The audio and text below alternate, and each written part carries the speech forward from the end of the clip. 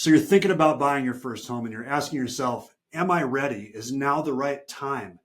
How do I do this? I have so many questions. It's so overwhelming. And that's exactly why I created this channel and this series of videos to help bring clarity to the situation, to help answer your questions and to help you to answer the question, am I ready to buy a home? Is now the right time? Because with information comes clarity and will help you to get a handle on whether now is the right time.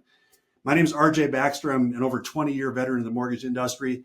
And before this, I was a teacher, and I bring that approach to my business. I want to explain things in a way that's clear to you to help you to understand how the home buying process works, what steps are involved, and how to really assess if you're ready right now. So let's get into it. So there's 5 things that you need to look at to determine if you're ready to buy a home. The first one is your credit. And a lot of people think you have to have perfect credit to buy a home. And that's actually not true. You can qualify to buy a home even if your credit isn't perfect, because there's programs that allow credit scores all the way down to 620 and even below 620. So the way to assess it is, do you have credit? Do you have a credit score? And more importantly, are there things that you can do to perhaps improve your credit score between now and when you buy a home? And that's something that I can help you with, to analyze your credit report, to really see the kinds of things that we might be able to tweak to get that credit score up and make sure that you're ready when your lease expires. The next one is income. So we look at job history. We want to make sure that you have a stable job where you're making a predictable income. If you're self-employed, we're going to look at a couple-year history to see what kind of income you're actually claiming on your taxes, to see what you're deducting and what actual income you're claiming on your taxes, the net bottom line income.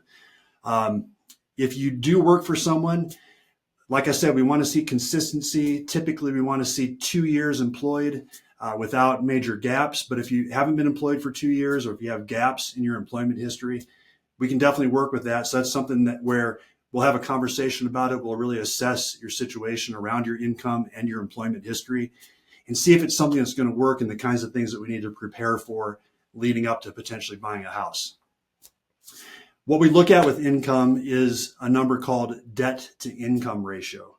So we're looking at your gross income if you work for someone, if you're W-2'd, versus your monthly debts. And there's 2 numbers that we look at with debt to income ratio. We look at just the housing payment compared to your income, and then we look at your overall debts compared to your gross income. And when we're looking at the housing payment, typically through, I guess you could say, traditional guidelines or recommendations, we want to see your housing payment is 29% of your gross income. Now, you can qualify higher than that. There's a lot of programs that allow much higher than that. But this gets into a conversation of really talking about readiness, where we will have a conversation and talk about what in reality is the kind of payment you want to accept into your budget. Because a lot of times what I see is people can qualify higher than what is actually part of their budget, but they don't really want to take on that higher payment. It's just too much, and it'll lead to being house poor. So in other words, all they can do is make their mortgage payment, and they have to just sit in their house and do nothing because they have no leftover discretionary money to spend on other things. The other one is your overall debts compared to your gross income. And when we look at that, it depends on the loan program as far as how high you can go. The typical limit is 50% of your gross income. And the traditional guidelines or the recommendation is that it doesn't exceed 43% of your gross income. So if you're not above 43, that allows for things like saving for retirement and putting money away, being able to have a little money to do some fun things from time to time. So these are all part of the conversation that we'll have to determine readiness and really looking at those payments and what you want to take into your budget. The next one is cash needed. Now, believe it or not, you don't need to save up a ton of money for a down payment. The rumor out there, or the misconception, is that you have to have 20% down to buy a house. And actually, that's not true. There are loan programs that allow up to a minimum of just 3% down payment.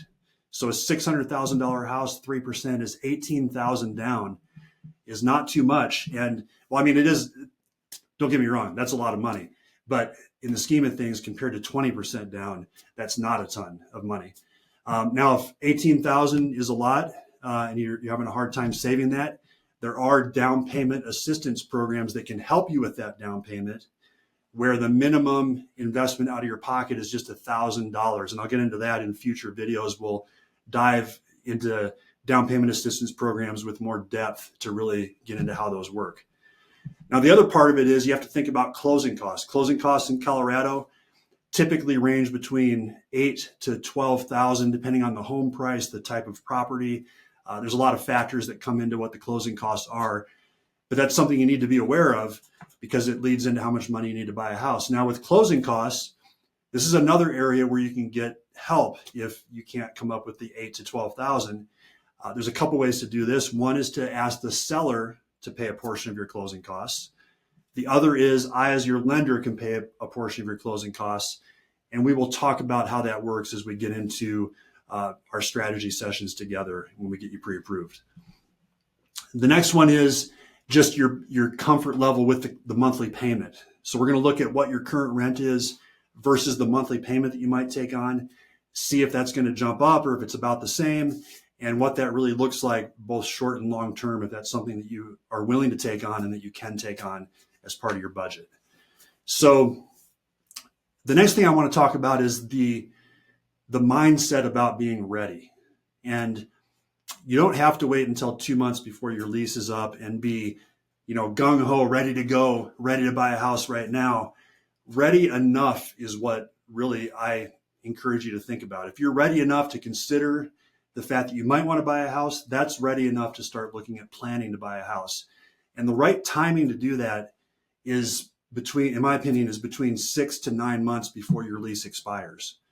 Now, this doesn't mean necessarily going deep into a mortgage pre-approval with a lender like me, which involves loan application, credit check, gathering documentation, all that kind of stuff. To get ready, this involves just having those preliminary conversations to come up with a game plan. That's the most critical step when you're in that 6 to 9 month range, so that you can be prepared when you're 3 months out from your lease expiring, when you're 2 months out. There's a lot of things that we can do early, 6 to 9 months beforehand, to help get you prepared for that eventual step to buy a home. So really important to reach out to a lender like me in advance, that you can have that strategy session to really come up with that game plan. So a couple other myths that we didn't talk about is that, first of all, you need to wait until everything is perfect before you even consider buying a house. And that's absolutely not true. That's where these strategy sessions come in, where we will talk together about how to get ready to buy a home and really get into, is now the right time, or does it make sense to keep renting? It might, in fact, be the case that you should keep renting right now based on your situation. We already talked about the myth of needing 20% down. Absolutely not true. There's tons of ways to get into a house with very little out of your pocket. And then we talked about the perfect credit myth. And this is another thing I wanted to go back to, because this is why looking at your situation 6 to 9 months beforehand can really help to get you in a position. And this goes for even if you have good credit, to get it from good to excellent. Let's say you have a 740 credit score, which is great. And you're well qualified with that credit score, but if you can get it up to a 780, you may get a better deal on the mortgage. These are things that we can do strategically to help you get a more affordable payment. So here are the next steps to get mortgage ready to buy a home. So you need to reach out to a lender like me, have that preliminary conversation. We do a step that we call the dreams and goals call, where we'll go deep into your reasons for buying a house, why you're considering doing it right now, what your short and long-term goals are, how this fits into your overall financial picture, what you're doing to save and what you're doing to invest for your future. And we will really dive deep into exactly the strategy, the motivations, the reasons behind why you're buying a home and what makes the most sense right now.